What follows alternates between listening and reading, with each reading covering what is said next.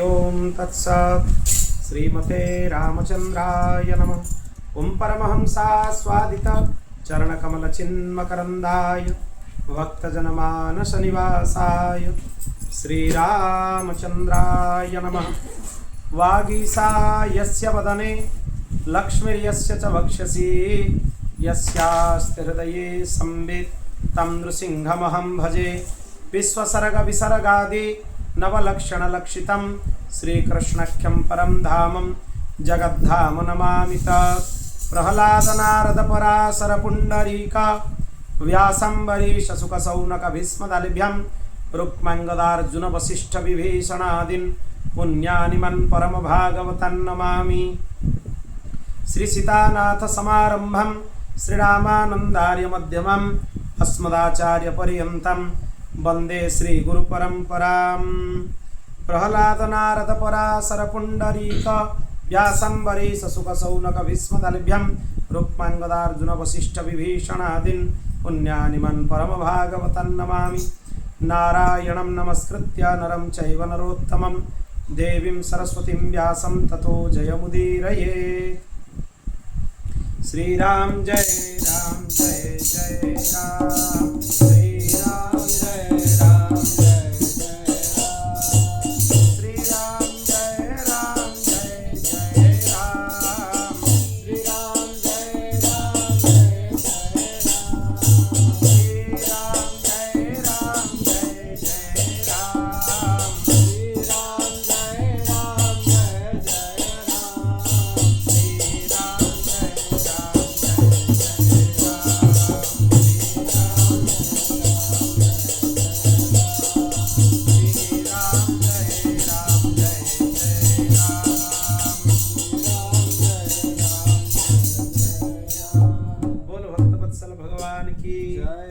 शरणागत वत्सल भगवान की, श्री सीतारामचंद्र भगवान की, श्री राधा कृष्ण भगवान की, श्रीमद्भागवत महापुराण की, श्री व्यास जी महाराज की, श्री सुखदेव जी महाराज की, श्री परीक्षित जी महाराज की, श्रीमद्भागवत महापुराण की, श्री व्यास जी महाराज की, श्री सुखदेव जी महाराज की।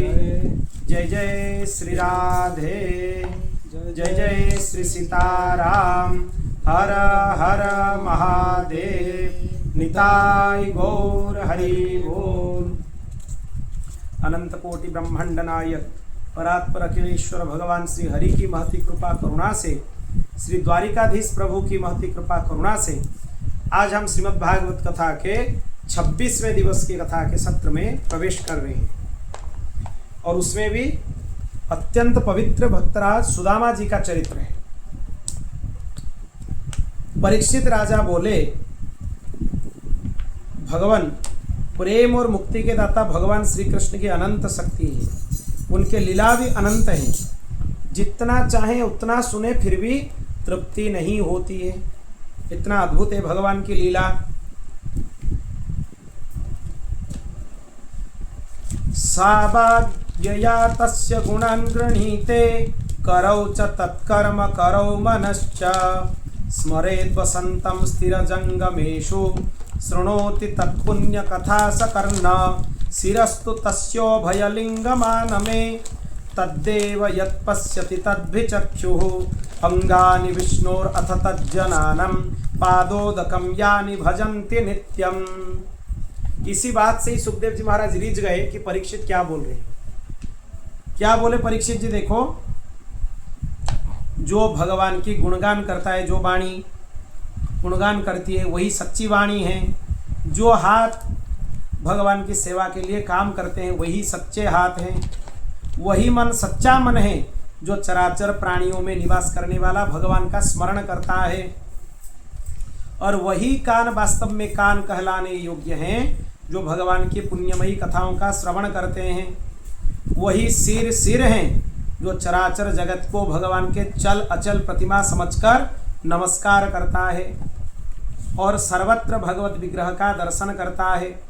वही नेत्र वास्तव में नेत्र हैं जो भगवान का दर्शन करता है। शरीर का जो अंग भगवान और उनके भक्तों के चरणोदक का सेवन करते हैं, वही अंग वास्तव में अंग कहलाने योग्य है। सच पूछिए तो उन्हीं का होना सफल है। इसी से सुखदेव जी महाराज रीझ गए कि परीक्षित जी को भगवत तत्व के बारे में प्रकाश हो गया, ज्ञान हो गया, ये जितने बड़ी बात नहीं है, उनके भक्तों के चरण रजों की महिमा परीक्षित जी को ज्ञात हो गया। इससे सुखदेव जी महाराज प्रसन्न हो गए, भावुक हो गए। सुखदेव जी महाराज बोले कि आज असल में हमारा भागवत कहना सफल हो गया। क्यों? परीक्षित का भगवान में खाली चित्त नहीं लग रहा है, अथ तज्जनानम, उनके भक्तों में परीक्षित जी का चित्त रम गया है, लग गया है। यही सुदामा जी का चरित्र का बीज है। सुखदेव जी महाराज एक यहाँ पे बहुत विलक्षण कथा है। सभी कथाओं के पहले परीक्षित जी प्रश्न किए हैं और सुखदेव जी उत्तर दिए, पर सुदामा चरित्र एक ऐसा चरित्र है भागवत जी में जिसमें परीक्षित जी प्रश्न नहीं किए हैं, नहीं बोले हैं कि हमें सुदामा जी का चरित्र सुनाइए। पर भगवान क्यों, सुखदेव जी महाराज क्यों सुनाए? क्योंकि सुखदेव जी महाराज अपने तरफ से ही प्रसन्न हो गए कि ये अपने जनों के हित में कितने बड़ी बात बोल दिए, कितने बड़ी बात बोल दिए परीक्षित ने कि भगवान के जन अर्थात भगवान के भक्त सर्वोपरि है, उनसे बड़ा कोई नहीं है। इसी से ही उनका चित्त भगवान में लीन हो गया, भगवान में निमग्न हो गया और भावुक होकर सुखदेव जी महाराज सुदामा चरित्र सुनाने लगे। अपने से, अपने तरफ से, बिना प्रश्न से ही सुनाने लगे। कृष्णस्यासित सखा कश्चित् ब्राह्मणो ब्रह्मवित्तमः विरक्त इंद्रियार्थेषु प्रशांतात्मा जितेंद्रियः। सुदामा जी के लिए भागवत जी में कहीं भी दरिद्र शब्द नहीं है। ये हमारे गलती है, जिसके पास भगवान नाम की धन है उसको हम दरिद्र बोले, इससे बड़ी मूर्खता भागवत वाचकों के लिए और क्या हो सकता है। इतने दिन तक इतने कथा करने वाले भी बड़े बड़े विद्वान परीक्षित सुदामा जी को दरिद्र बोलते, फिर आपका कथा करना है क्या मूल्य रहा उसका? आप बोलते हैं कबीरा सब जगह निर्धना धनवंता नहीं कोई, धनवंता सोई जानिए जाके राम नाम धन होई। जिसके पास राम नाम धन है वही धनवान है, ये वक्ता लोग बोलते हैं, फिर सुदामा जी को दरिद्र बोलते हैं। अरे जिसके पास भगवान नाम रूपी धन है वो दरिद्र कैसे हुआ? वो तो सबसे बड़ा धनी है। इसलिए सुदामा जी के स्मरण कर रहे हैं। एक ब्राह्मण भगवान श्री कृष्ण के परम मित्र थे। उनका लक्षण क्या है? वो बड़े ब्रह्मज्ञानी थे, विषयों से विरक्त थे, शांत चित्त थे और जितेंद्रिय थे। मतलब सभी इंद्रियों के ऊपर वो विजय प्राप्त कर लिए थे, जितेंद्रिय थे। वे गृहस्थ होने पर भी संग्रह परिग्रह से मुक्त थे। जो प्रारब्ध के अनुसार उनको मिल जाता उसी में संतुष्ट रहते थे। उनके वस्त्र तो फटे पुराने थे, उनके पत्नी भी वैसे ही थी। वह अपने पति के समान ही भूख से दुबली पतली हो रही थी। एक दिन भूख में कांपते हुए वो पत्नी अपने पतिदेव के पास गई और अपने मुंह से, मुरझाते हुए मुंह से बोली, हे भगवान, साक्षात लक्ष्मीपति श्री कृष्ण आपके सखा हैं, साक्षात भगवान आपके सखा हैं। वो भक्तवंशा कल्पतरु हैं, शरणागत वत्सल हैं, ब्राह्मणों के परम भक्त हैं, परम भाग्यवान आर्यपुत्र। वो साधु संतों के आश्रय हैं, सत्पुरुषों के आश्रय हैं। आप उनके पास जाइए, अपने मित्र के पास जाइए। जब वे जानेंगे कि आप उनके कुटुंबी हैं और बिना अन्न के दुखी हैं, तब आपको बहुत सा धन दे देंगे। सुदामा जी की पत्नी बोलने लगी, आजकल वे भोज, वृष्णि और अंधक वंशी यादवों के स्वामी के रूप में द्वारिका में निवास कर रहे हैं और जो उनके चरण कमल का स्मरण करते हैं उन प्रेमी भक्तों को वो दान करते हैं, कृपा का दान करते हैं। इसी प्रकार ब्राह्मण देव की पत्नी अपने पतिदेव से प्रार्थना की कि आप जाइए, जाकर अपने मित्र से याचना कीजिए, उनके पास जाइए। इस प्रकार ब्राह्मण देव जब सुने, वो बोले, मन ही मन सोचे कि धन की तो कोई बात नहीं, परंतु श्री कृष्ण का दर्शन हो जाएगा, यही सबसे बड़ा लाभ है। इससे बड़ा लाभ क्या हो सकता है? धन के लिए हम नहीं जाएंगे, पर भगवान श्री कृष्ण का दर्शन हो जाए, इससे बड़ा लाभ भला क्या हो सकता है? यही विचार करके उन्होंने जाना निश्चय किया और उनके पत्नी से बोले कि उनको भेंट देने योग्य कुछ वस्तु हो तो मुझे दो, उनके लिए लेकर जाएंगे। तब ब्राह्मणी ने पास पड़ोसों से, ब्राह्मण के घर से 4 मुट्ठी चिवड़े मांगकर एक कपड़े में बांध दिए और भगवान को भेंट देने के लिए अपने पतिदेव को दे दिया। इसके बाद ब्राह्मण देवता उन चिवड़ों को लेकर द्वारिका के लिए चल पड़े। मार्ग में सोचते थे कि मुझे दर्शन कैसे प्राप्त हो, ये चूड़ा कैसे आए, कपड़े में कैसे बांधे, ये सब भागवत जी में नहीं लिखा है। ये वक्ता लोग ज़्यादा बोल देते हैं वहाँ पर, भागवत जी में ये सब बात नहीं है। भागवत जी में है कि वो चिवड़ा लाए, पास पड़ोसों से घर से 4 मुट्ठी लाए। वो कितने घर से लाए वो नहीं लिखा है, 4 मुट्ठी लाए ये लिखा है। वक्ता लोग बोलते हैं कि एक एक घर से एक एक मुट्ठी अलग अलग लाए, ऐसे बोल देते हैं, पर भागवत जी में वो लिखा नहीं है। फिर द्वारिका में पहुंचने पर ब्राह्मण देवता दूसरे ब्राह्मणों के साथ सैनिकों की 3 छावनियां और 3 ट्योढ़ियां पार करके भगवत धर्म का पालन करने वाला भगवान श्री कृष्ण के महलों में जाकर पहुंचे। यहाँ पर लोग थोड़ा अतिरंजित करते हैं, वो गए, द्वारपाल उनको अंदर नहीं छोड़े, फिर द्वारपाल से निवेदन किए, लौट रहे थे। ये सब बोलना उचित नहीं है, ये श्री कृष्ण का ही अपमान है। क्यों पूछो अपमान है? क्योंकि भगवान श्री कृष्ण ब्राह्मणों के उपासक हैं, संत महापुरुषों के उपासक हैं। अगर उनके दरबार में ब्राह्मण को अंदर जाने के लिए अनुमति नहीं है, इससे बड़ी लज्जा का बात क्या हो सकता है? और लज्जा है, तो इससे भगवान श्री कृष्ण का ही सम्मान हानि है कि नहीं? तो ऐसे बात नहीं करना चाहिए। वो अंदर गए और अंदर जाकर पहुंचे। भगवान श्री कृष्ण 16,000 रानियों के महल में थे। उनमें से एक में ब्राह्मण देवता प्रवेश किए। उस महल का शोभा अत्यंत सुंदर था।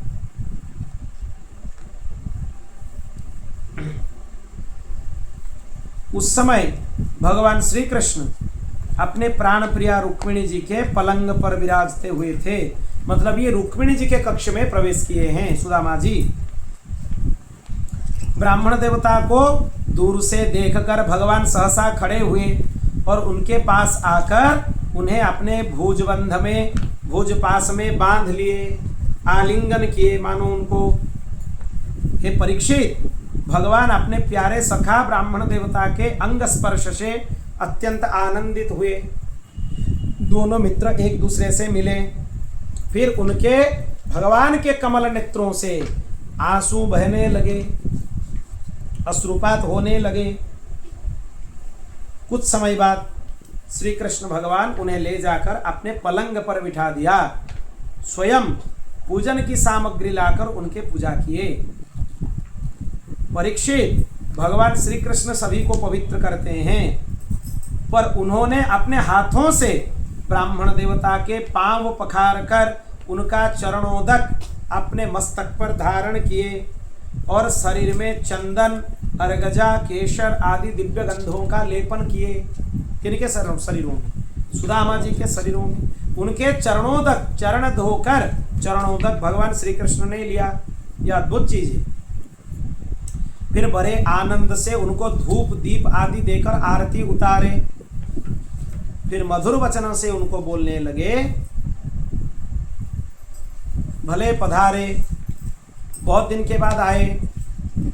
ब्राह्मण देवता फटे पुराने वस्त्र पहने हुए थे। उनका शरीर अत्यंत दुर्बल था, मलिन था। सारे शरीर में नसें दिखाई पड़ती थी। स्वयं भगवती रुक्मिणी जी चमर डुला रही थी सुदामा जी को। अंतपुर की स्त्रियां देखकर बहुत विस्मित हो गई कि भगवान श्री कृष्ण एक मेले कुचेले अवधुत वेश की ब्राह्मण की पूजा कर रहे हैं। वो आपस में कहने लगी, ये ब्राह्मण कौन है क्या पुण्य किए, स्वयं श्रीनिवास श्री कृष्ण इनके सेवा कर रहे हैं और लक्ष्मी रूपी रुक्मिणी जी इनके सेवा कर रहे हैं। बड़े भाई बलराम जी के समान हृदय से इनको लगाया।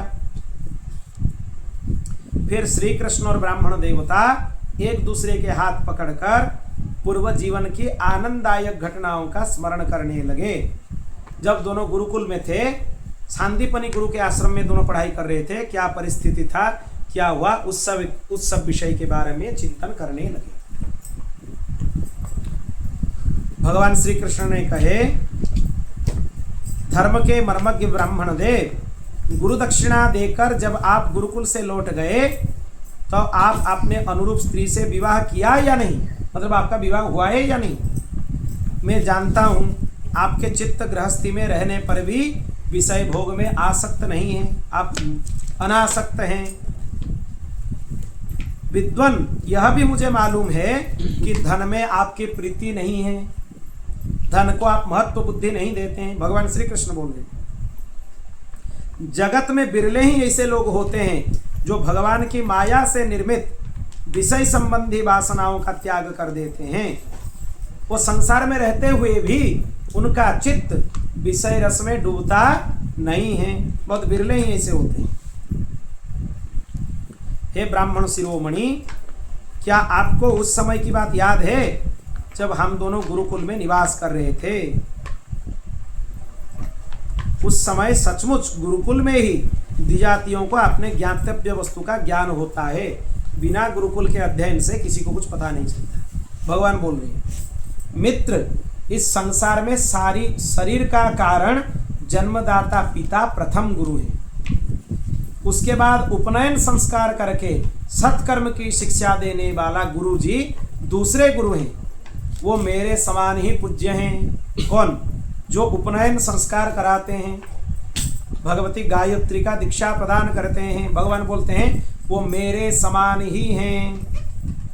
श्लोक भी बोल देता हूँ, सबई सत्कर्मणा साक्षात द्विजातेरिह संभव आद्यंगो यत्राश्रमिणम यथाहम यथा अहम ज्ञानदो गुरु, यथा अहम ज्ञानदो गुरु। जो ज्ञानदाता गुरु वो मेरे समान ही पूज्य हैं। तदनंतर ज्ञान उपदेश करके परमात्मा को प्राप्त कराने वाला गुरु वो मेरा ही स्वरूप है। वर्णाश्रमियों के लिए ये तीन गुरु हैं, पिता, उपनयन कराने वाले गुरु और आध्यात्मिक गुरु, अध्यात्म का ज्ञान देने वाला गुरु। इनमें से जो गायत्री का उपदेश उपनयन संस्कार कराते हैं वो मेरे समान पूज्य हैं, और जो अध्यात्म ज्ञान प्रदान करते हैं वो मेरे ही स्वरूप, उनको समझना चाहिए, वो मेरे अभिन्न हैं। प्यारे मित्र, गुरु के स्वरूप में मैं स्वयं ही हूँ। आज गुरु के बारे में इतने अच्छा चर्चा हो रहा था महापुरुषों के बीच में। देखो भागवत जी में सुदामा चरित्र में गुरु के बारे में कितना अच्छा अच्छा बात लिखा है। अद्भुत चरित्र है सुदामा जी का। इसको छोड़कर इधर उधर की बात बोलकर समय कट जाता है वक्ताओं का। यह बहुत खेद का विषय है। कितना अद्भुत है गुरु महिमा। नन्वर्थ कोविदा ब्रह्मन् वर्णाश्रमवतामिह ये मया गुरुणा वाचा तरन्त्यजो भवार्णवम्। स्वयं भगवान बोल रहे हैं, गुरु के स्वरूप में स्वयं मैं ही हूँ। इस जगत में वर्णाश्रमियों के लिए जो लोग अपने गुरुदेव के उपदेश अनुसार चलते हैं वो अनायासी भवसागर से पार हो जाते हैं। वे अपने स्वार्थ और परमार्थ दोनों के सच्चे जानकार हैं, जो गुरु चरणाश्रित हैं। प्रिय मित्र, मैं सबका आत्मा हूँ। ये ब्रह्म ज्ञान दे रहे हैं भगवान श्री कृष्ण, छोटे मोटे बात नहीं है। नाहमिज्या प्रजातेभ्याम तपसोपशमेन वा तुष्येयं सर्वभूतात्मा गुरु शुश्रूषया यथा। पूरा गुरु महिमा है। क्या बोल रहे हैं? प्रिय मित्र, मैं सबके आत्मा हूँ, सबके हृदय में अंतर्यामी रूप से विराजमान हूँ। मैं गृहस्थ के धर्म, पंच महायज्ञ आदि से, ब्रह्मचारी के धर्म, उपनयन वेदाध्ययन आदि से, वानप्रस्थी के धर्म, तपस्या से और सब ओर से उपरत हो जाना, इस सन्यासी के धर्म से उतना संतुष्ट नहीं होता हूँ जितना गुरु सेवा शुश्रूषा से संतुष्ट होता हूँ। मतलब अपने स्वधर्म का आचरण में भी हम उतने संतुष्ट नहीं होते हैं जितने अपने परम पूज्य गुरुदेव की सेवा में हम प्रसन्न होते हैं। अद्भुत है, अद्भुत। ये श्लोक अगर छूट गया भागवत जी में तो मानो तो सब छूट गया। ब्राह्मण, जिस समय हम लोग गुरुकुल में निवास कर रहे थे उस समय आपको याद है एक दिन गुरु पत्नी ने ईंधन लेने के लिए हमें जंगल में भेजा था।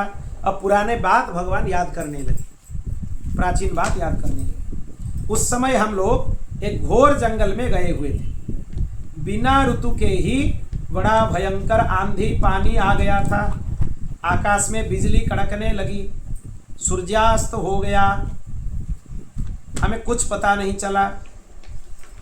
ऐसा समझ में आ रहा था कि छोटा मोटा प्रलय ही हो रहा है, इतना बारिश हुआ। हम लोगों को बड़ी पीड़ा हुई, दिशा का ज्ञान नहीं पता चला। फिर हम दोनों एक दूसरे के हाथ पकड़कर जंगल में इधर उधर घूमने लगे, भटकने लगे। जब हमारे गुरुदेव सांदीपनि मुनि को इस बात का पता चला तब वे सूर्योदय होने पर अपने शिष्यों को ढूंढते हुए जंगल में पहुंचे और उन्होंने देखा कि हम दोनों भय से आतुर हैं। उसके अगले दिन ये दोनों यहाँ पर ऐसे उलझ गए कि रात भर इधर उधर घूमते रह गए, भटक गए, पता नहीं चला। फिर सांदीपनि मुनि आकर बोले, सूर्योदय जब हुआ कि आप लोगों ने बहुत कष्ट उठाया, सभी प्राणियों को अपना शरीर बहुत प्रिय है, पर तुम दोनों अपने शरीर का परवाह न करके हमारे सेवा में संलग्न रहे। गुरु के ऋण से मुक्त होने के लिए सत शिष्यों का इतना ही कर्तव्य है कि वो विशुद्ध भाव से अपना सब कुछ, शरीर भी गुरुदेव की सेवा में समर्पित कर दें। यही गुरु ऋण से तो कोई ऋण नहीं हो सकता, मुक्त नहीं हो सकता। फिर भी गुरु ऋण से मुक्त होने के लिए किसी के मन में कोई इच्छा हो तो यही करे, आप सर्वतोभावेन अपने गुरुदेव की सेवा में अपने आप को समर्पित कर दें। इससे बड़ा और कोई साधन नहीं है। हे द्विजातियों, मैं तुम लोगों से अत्यंत प्रसन्न हूँ। तुम्हारे मनोरथ पूर्ण हो और तुमने जो वेदाध्ययन किया वो तुम्हें सर्वदा कंठस्थ रहे। तुम्हारा लोक परलोक निष्फल ना हो। गुरु अगर प्रसन्न होकर आशीर्वाद दे दे, सब विद्या अपने आप आ जाएंगे। और सर पटकते हुए विद्या अध्ययन करते रहो तो भी कुछ नहीं होने वाला है। प्रिय मित्र, हम लोग ऐसे गुरुकुल में निवास कर रहे थे, अनेक घटनाएं घटित हुई, ऐसे याद करने लगे पुराने घटना। तो ब्राह्मण देवता बोले, देवताओं के आराध्य जगत गुरु श्री कृष्ण, भला अब हमें क्या करना बाकी है? क्योंकि आपके साथ जो सत्य संकल्प परमात्मा है उनके साथ हमें गुरुकुल में रहने का सौभाग्य प्राप्त हुआ है। प्रभो, हमें एक चीज यहाँ पर बहुत विशेष चीज बोले सुदामा जी, छंदोमय वेद, धर्म, अर्थ, काम, मोक्ष, चतुर्भुज पुरुषार्थ के स्रोत वे आपके ही शरीर हैं। वही साक्षात परमात्मा वेदाध्ययन करने के लिए गुरुगृह में रहे। इससे बड़ा कौतुकी और क्या हो सकता है? सुदामा जी बोल रहे हैं, आप मनुष्य लीला का अभिनय तो कर रहे हैं, इससे अलावा और कुछ कर रहे हैं क्या? आप तो अभिनय कर रहे हैं, आप बहुत बड़े नट हैं, आपसे बड़ा अभिनय कोई कर सकता है? सुदामा जी स्मरण कर रहे हैं। ये जो पुराना चरित्र आज हम सुने भागवत जी में है, मूल ग्रंथ में, ये वक्ता लोग सुनाते नहीं हैं। ये जो दोनों मित्रों की बात, गुरुकुल की बात, गुरु महिमा आदि कथा है, सुदामा जी के चरित्र में ये चीज बोलना चाहिए। अद्भुत है सुदामा जी का चरित्र, सब कुछ शिक्षणीय है, परमार्थ का स्रोत है सुदामा जी का चरित्र। इसी को कोई पकड़ लिया तो उसको युगल सरकार मिल जाएंगे, दूसरे साधन की आवश्यकता नहीं है। प्रिय परीक्षित, भगवान श्री कृष्ण मन के बात जानते हैं, वो ब्राह्मण के भक्त हैं। वो पूर्वोक्त प्रकार से बहुत देर तक बातचीत करने लगे। दोनों एक दूसरे से मुस्कुराते हुए बोले, भगवान प्रेम दृष्टि से उनको बोलने लगे, ब्राह्मण, आप अपने घर से मेरे लिए क्या उपहार लाए हैं? किमुपायनमानीतम ब्राह्मण में भवताग्रहात्, यहाँ गुरुकुल के बारे में और कुछ नहीं लिखा है। लोग दूसरे भी चरित्र बोलते हैं, हाँ यह है कि गुरुकुल वाला जो दूसरा चरित्र है वो दूसरे पुराणों में मिलता है, गर्ग संहिता आदि ग्रंथों में मिलता है, पर भागवत जी में इतना ही। मूल भागवत जी का जो सुदामा चरित्र है वो अद्भुत है, अद्भुत है। श्री कृष्ण बोले आप मेरे लिए क्या उपहार लाए हैं? मेरे प्रेमी भक्त मुझे थोड़ा सा भी कुछ वस्तु का अर्पण करते हैं, उससे ही मैं संतुष्ट हो जाता हूं। जो पुरुष प्रेम भक्ति से पत्रम पुष्पम फलम तोयम यो मे भक्त्या प्रयच्छति तदहम भक्त्युपहृत मश्नामि प्रयतात्मनः। यही श्लोक गीता जी में भी है, यही श्लोक भागवत जी के 10वें स्कंध के 81वां अध्याय के 4th श्लोक है। भागवत जी में भी है ये श्लोक, पूरा जैसे है गीता जी में वैसे ही है, एक ही श्लोक। जो पुरुष प्रेम भक्ति से फल फूल पत्ता पानी जो मुझे प्रेम से उपहार देता है, मैं उसको खाली स्वीकार ही नहीं करता हूं, तुरंत भोग लगा लेता हूं। ठाकुर जी बोले, भगवान श्री कृष्ण इसे कहने पर ब्राह्मण देवता लज्जावश होकर 4 मुट्ठी चिवड़े नहीं दिए, वो संकोच से अपना मुंह नीचे कर लिया। परंतु श्री कृष्ण सत्य संकल्प है, सबके हृदय के जानते हैं, इसीलिए ब्राह्मण यहाँ पर आने का कारण उनके हृदय की सब बात ठाकुर जी को पता है। अब वो विचार करने लगे, एक तो यह मेरा प्यारा सखा है, दूसरे इसने पहले कभी भी लक्ष्मी की कामना से मेरा भजन नहीं किया है, निष्काम है। इस समय अपने पतिव्रता पत्नी को प्रसन्न करने के लिए उसके आग्रह से यहाँ आए हैं। अब मैं इनको ऐसे संपत्ति दूंगा जो देवताओं के लिए भी दुर्लभ होगा। भगवान प्रसन्न हो गए। मांगने से सुदामा जी एक गांव मांगते, एक भवन मांगते, नहीं मांगने से भगवान क्या सोचे, ये तो कुछ नहीं मांग रहा है, इसको हम ऐसे देंगे, देखने वाले लोग देखते रह जाएंगे कि भगवान जब देते हैं ऐसे देते हैं। इसलिए जो भगवान से मांगते हैं वो महामूर्ख हैं। क्यों? मांगने से आप जितना मांगेंगे उतना मिलेगा, नहीं मांगने से आपको भगवान निष्कामता के ऊपर रीझ कर इतना दे देंगे कि देवता भी तरसते रह जाएंगे कि कितना कृपा है इसके ऊपर भगवान का। आप देख सकते हैं एक एक संतों के ऐश्वर्य। अब देखिए इतना अद्भुत ऐश्वर्य भगवान प्रकट करते हैं, बड़े बड़े चक्रवर्ती सम्राट का भी ऐसा ऐश्वर्य नहीं था। एक एक संतों के महापुरुषों के ऐसा ऐश्वर्य भगवान प्रकट करते हैं। अद्भुत है भगवान की कृपा। भगवान एक बात पर रीझ जाते हैं, निष्कामता। कोई निष्काम पुरुष हो उससे भगवान प्रसन्न हो जाते हैं, सब कुछ दे देते हैं, सब लुटा देते हैं भगवान उसके ऊपर। फिर भगवान श्री कृष्ण ने ऐसे विचार करके वस्त्रों में चितड़े की एक पोटली बंधा हुआ चिवड़ा देख लिया और बोले ये क्या है, ऐसा कहकर स्वयं वो पोटली छीन लिए। किन से? सुदामा जी से। और बोलने लगे, प्यारे मित्र, ये तो तुम मेरे लिए अत्यंत प्रिय भेंट लाए हो, यह मुझे क्या पूरे संसार को तृप्त करने के लिए पर्याप्त है। क्योंकि भगवान विश्वंभर हैं, भगवान तृप्त हो जाए तो संपूर्ण विश्व ब्रह्मांड तृप्त हो जाएगा। कितना अद्भुत है भगवान। ऐसा कहकर एक मुट्ठी चिवड़ा खा गए। दूसरे मुट्ठी ज्यों ही भर रहे थे, रुक्मिणी जी स्वयं भगवती लक्ष्मी जी ने श्री कृष्ण का हाथ पकड़ लिया। क्योंकि वे एक भगवान के परायण हैं, उन्हें छोड़कर कहीं नहीं जा सकती।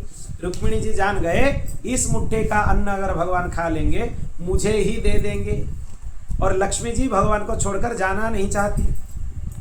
इसलिए जो लक्ष्मी जी के पीछे पड़े हैं उनका बहुत बुरा हाल होता है।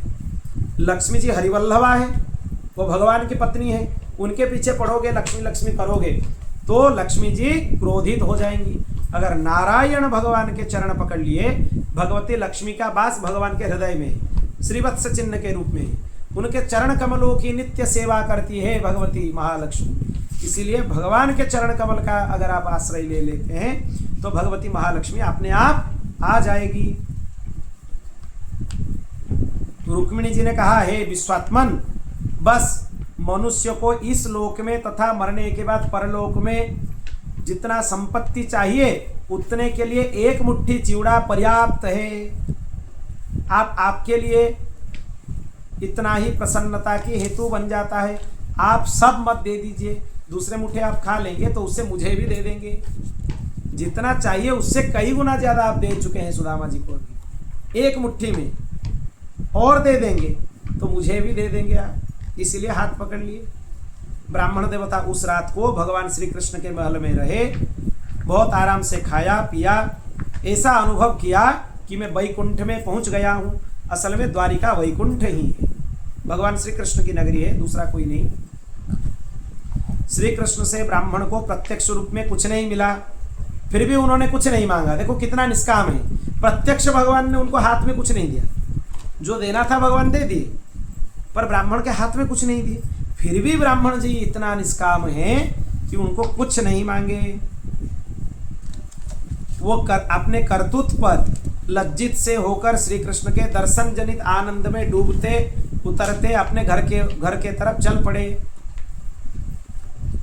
भगवान श्री कृष्ण की ब्राह्मण भक्ति आज मैंने अपनी आंखों से देख ली। वो सोचने लगे असल में ये ब्राह्मण भक्त हैं।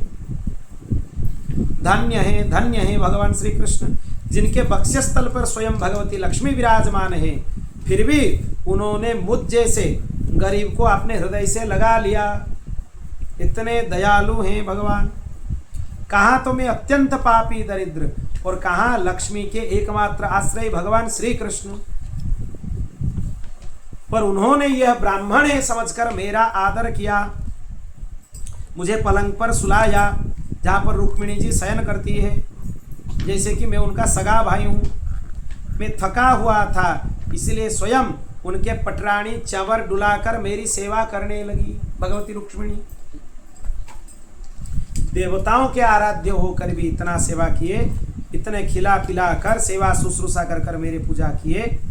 यह सोचते हुए वो आनंद में डूब गए, सुदामा जी निमग्न हो गए।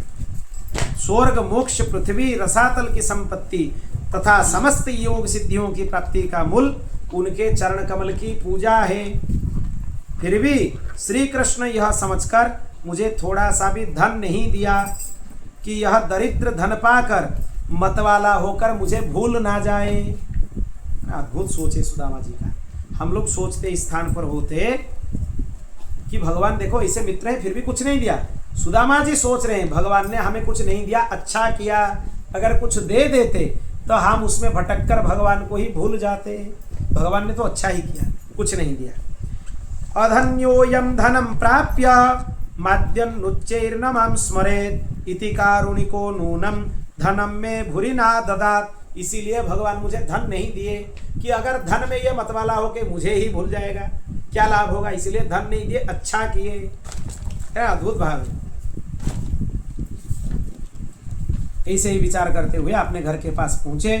उन्होंने देखा अपने घर के स्थान पर सूर्य अग्नि चंद्रमा के समान तेजस्वी रत्न निर्मित महल से घिरा हुआ है। इतना बड़ा उद्यान है, पक्षी कलरव कर रहे हैं, सरोवर हैं। वो सोचने लगे मैं गलत जगह आ गया हूं क्या।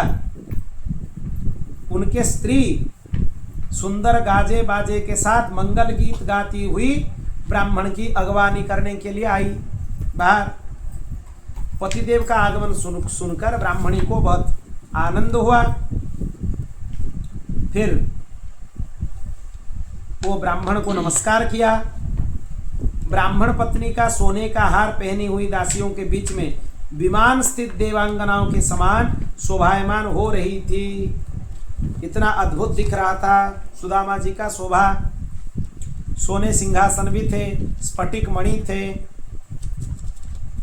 ब्राह्मण देवता विचार करने लगे मेरे पास इतनी संपत्ति कहाँ से आ गई, कहाँ से आया इतनी संपत्ति मेरे पास। वो मन ही मन कहने लगे मैं जन्म से ही भाग्यहीन और दरिद्र हूँ, फिर इतना संपत्ति समृद्धि का कारण क्या है। अवश्य ही यदुवंश शिरोमणि भगवान श्री कृष्ण अपने कृपा कटाक्ष के अतिरिक्त दूसरा कोई कारण नहीं हो सकता है। एक तो धन की कोई चाह नहीं है, अगर धन मिल भी जाए तो क्या सोचने लगे कि अगर धन मिल रहा है ये श्री कृष्ण की कृपा है।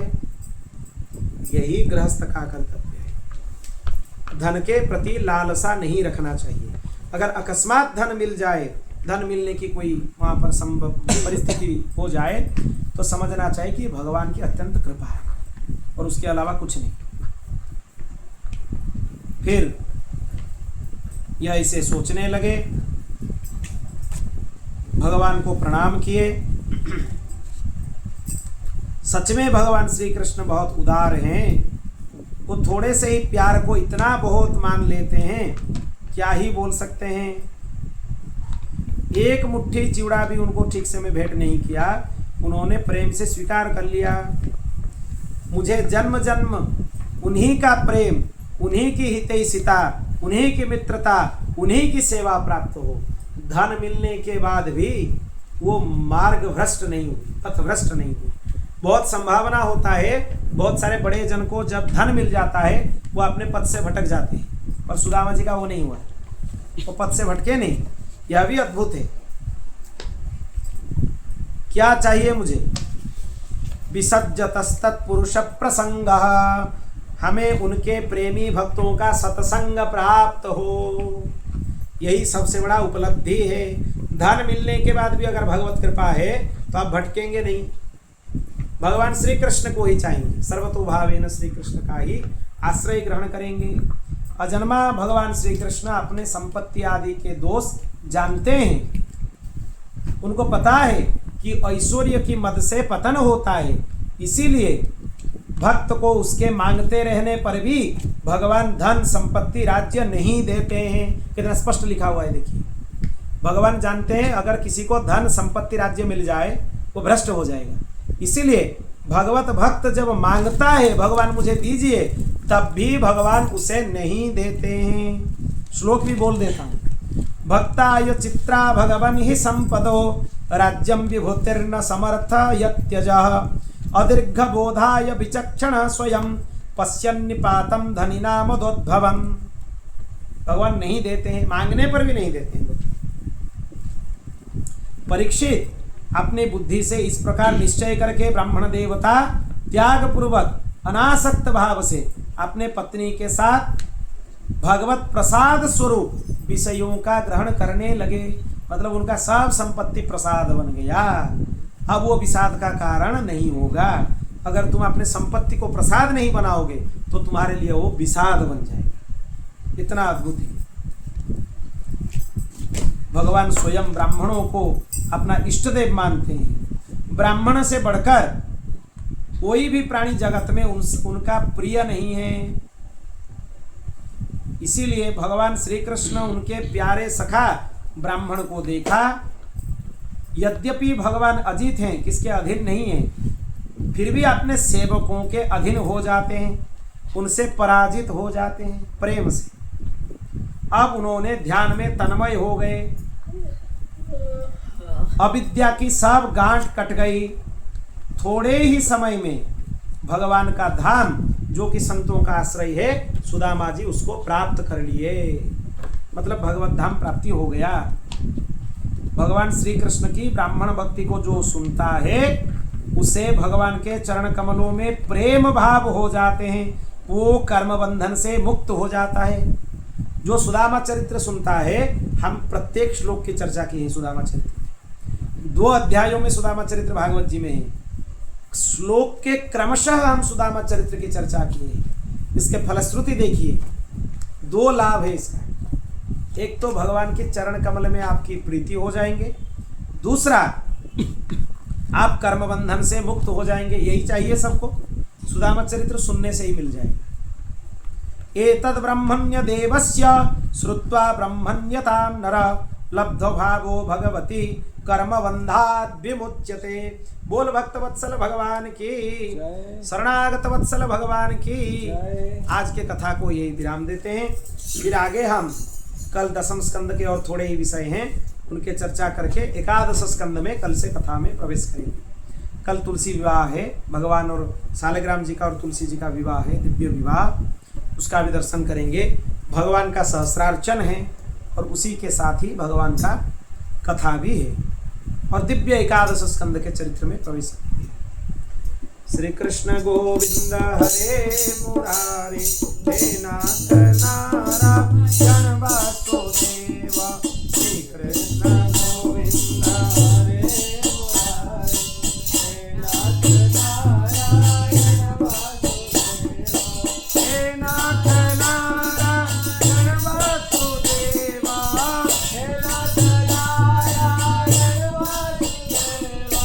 हे नाथ नारायण वासुदेव, हे नाथ नारायण वासुदेव।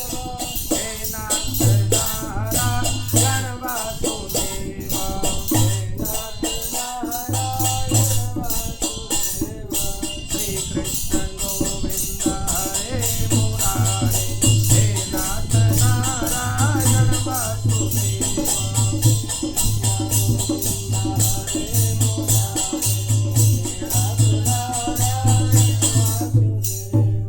ओम पूर्णमदः पूर्णमिदं पूर्णात् पूर्णमुदच्यते पूर्णस्य पूर्णमादाय पूर्णमेवावशिष्यते। हरि ओम शांति शांति शांति। श्री कृष्णार्पणमस्तु।